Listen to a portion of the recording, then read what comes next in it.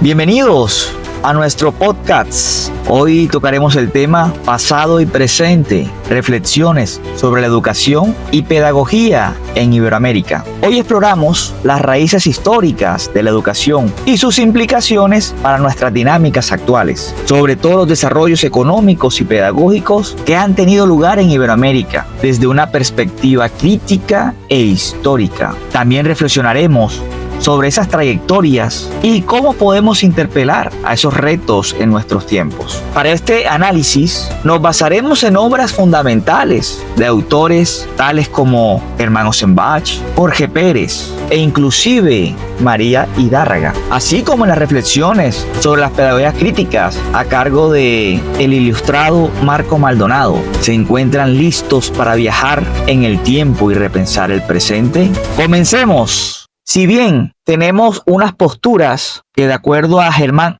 Ossenbach, por allá en el año 2004, nos indicaba que los sistemas educativos en Iberoamérica tienen sus raíces en el periodo colonial. Este es un dato extremadamente trascendental en lo que nos corresponde al análisis de la pedagogía crítica. Ojo, los sistemas educativos en Iberoamérica tienen sus raíces en el periodo colonial. Recordemos que tenemos un término que, hace oposición exactamente al tema, que sería el tema de colonial, así como lo denota nuestra asignatura de pedagogías críticas y de colonial.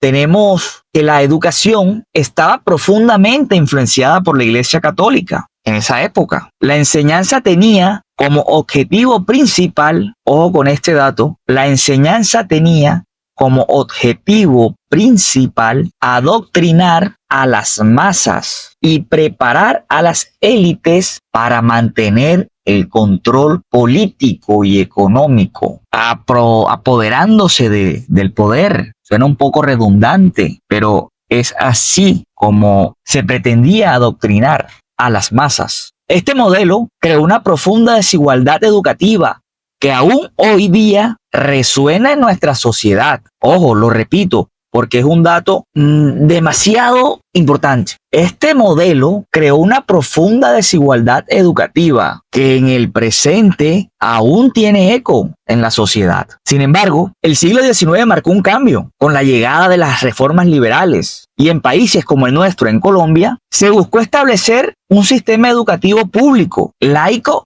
y universal. Tenemos que aquí Pérez e Hidárraga, por allá en el 2019, en uno de sus textos, destacan que aunque estas formas sentaron las bases de los sistemas modernos, las limitaciones tanto económicas, sociales y políticas fueron esa talanquera, ese palo en la rueda para poder llevar esa implementación, perpetuando la exclusión de los sectores rurales, indígenas y afrodescendientes. Es pues aquí donde nos surge un gran interrogante y sería nuestra primera reflexión. ¿Cómo creen que esta historia todavía afecta la manera en que se estructuran los sistemas educativos de hoy? Vamos a repetir esa reflexión, nuestra primera reflexión. ¿Cómo creen que esta historia todavía afecta la manera en que se estructuran los sistemas educativos de hoy? Ahora bien, en el siglo XX, las pedagogías críticas emergieron como una respuesta a todas esas desigualdades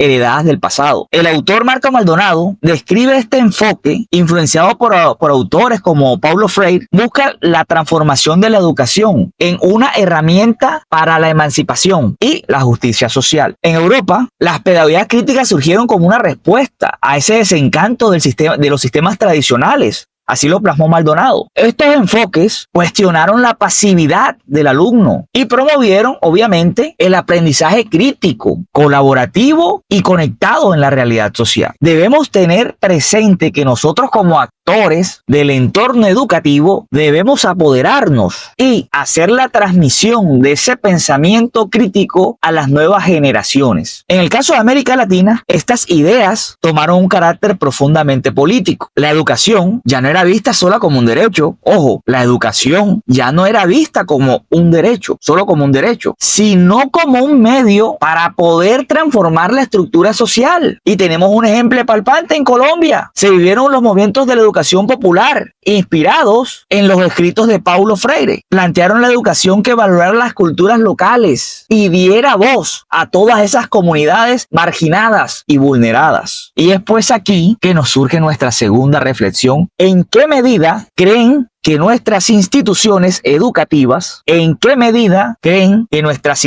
nuestras instituciones educativas actuales fomentan o limitan esta visión crítica de la educación? Nos encontramos frente a desafíos, unos desafíos actuales, pero con unas conexiones muy fuertes en el pasado. Al analizar todo este recorrido histórico que hemos tocado, es evidente que muchos de estos desafíos actuales están enraizados en los problemas estructurales del pasado. La exclusión educativa, la desigualdad en el acceso a los recursos y esa poca pertenencia de los currículos siguen siendo retos vigentes para nuestras regiones, y que nosotros, como los principales actores de la transformación educativa, tenemos que tomar o ser parte fundamental en la búsqueda de la justicia social. Hoy, la necesidad de esa educación crítica y transformadora es más urgente que nunca ante problemas gravísimos como el cambio climático, la inequidad económica y las tensiones culturales. Vean ustedes esa guerra que se está viviendo en Oriente Medio debido a esas tensiones culturales, entre otras cosas, claro está. Nuestras aulas deben ser unos espacios donde se fomente el pensamiento crítico, el diálogo intercultural y la acción social. Recordemos pues a Osenbach y Pérez, que nos invitan a repensar el papel de la educación en la construcción de sociedades más equitativas. Por otro lado, Maldonado nos recuerda que solo a través de una pedagogía crítica podemos empoderar a los estudiantes para que sean agentes de cambio. Y es allí donde nosotros como docentes o algunos como futuros docentes vamos a dar nuestro grano de arena.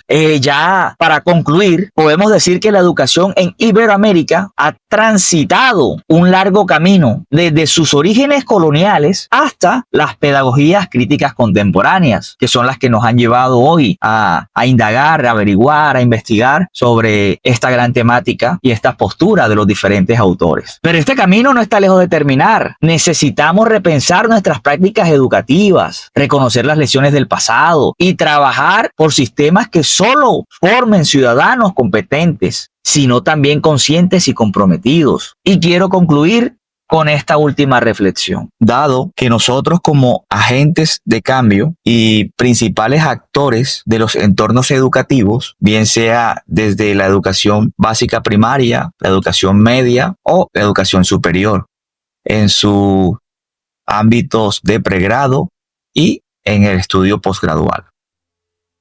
Ese empoderamiento que le damos nosotros a nuestros alumnos y o aprendices es el que nos permitirá crear esa cultura de una visión diferente. Vamos a poder cerrar las brechas, esas grandes desigualdades, y no solamente en el ámbito económico, dado que la educación es la transformación social, sino esas brechas y desigualdades en cuanto al adoctrinamiento. Buscamos que la justicia social sea algo que se vuelva una realidad, que llegue a cada uno de los centros educativos, porque la educación es la transformación de la sociedad. Poder cerrar esa brecha de esas inequidades que más que todo han golpeado a las poblaciones con mayor vulnerabilidad en el ámbito económico, en el ámbito social, en el ámbito cultural. Debemos buscar esa inclusión de toda esa población que no ha contado con los mismos derechos que otras personas han podido obtener.